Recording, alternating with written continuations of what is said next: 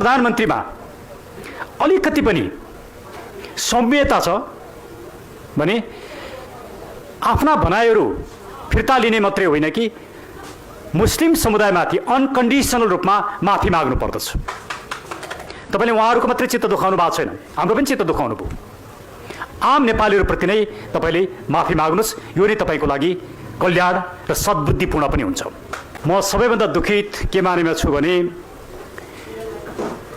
वर्तमान प्रधानमन्त्री सुशीला कार्की उहाँ न्याय क्षेत्रमा प्रधान न्यायाधीश भइसकेको व्यक्ति, जसलाई कानुनको संविधानको बहुत राम्रो ज्ञान छ। त्यस्तो व्यक्तिले संविधानले कुनै पनि व्यक्तिलाई कुनै पनि जात जाति धर्म सम्प्रदाय संस्कृतिको बीचमा वैमनस्यता उत्पन्न गर्ने, होच्याउने, घृणा गर्ने, हेला गर्ने, अपमान गर्ने, तिरस्कार गर्ने, भड्काउने किसिमका कामहरू गर्न रोक लगाउँछु। एउटा सामान्य नागरिकलाई पनि रोक लगाउँछु। उहाँ मुलुकको त्यत्रो महत्त्वपूर्ण ओहदामा बसेर कानुन र संविधानको ज्ञान भएको र अहिले त कार्यकारी प्रमुख समेत भएको व्यक्तिले जुन किसिमका अभिव्यक्ति दिनुभएको छ, त्यो अभिव्यक्तिले हाम्रो शिर लज्जित भएको छ। त्यसैले म आज उहाँहरूसँग किन एकै ठाउँमा छु भने यो तपाईहरुको मात्रै समस्या होइन, यो मुस्लिम समुदायको मात्रै समस्या होइन, यो हामी सबैको समस्या हो।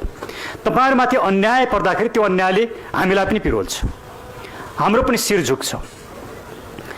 मुस्लिम समुदाय नेपाल निर्माणको अग्रणी भूमिका खेलेको समुदाय हो। आज हामी जुन भूमिमा छौं, जुन मुलुकको नागरिक भनेर हामी आफूलाई भन्छौं, त्यो मुलुकको निर्माणमा उहाँहरूको जुन योगदान छ त्यो योगदान अन्य कुनै पनि समुदाय, अन्य कुनै पनि सम्प्रदायको भन्दा कम छैन, बरु उहाँहरू अग्रणी स्थानमा हुनुहुन्छ।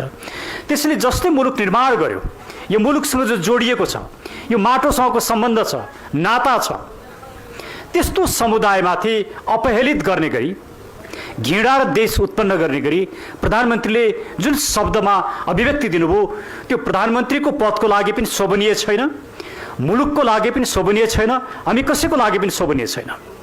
त्यसैले प्रधानमन्त्रीमा अलिकति पनि सौम्यता छ भने आफ्ना भनाइहरू फिर्ता लिने मात्रै होइन कि मुस्लिम समुदायमाथि अनकन्डिसनल रूपमा माफी माग्नु पर्दछ।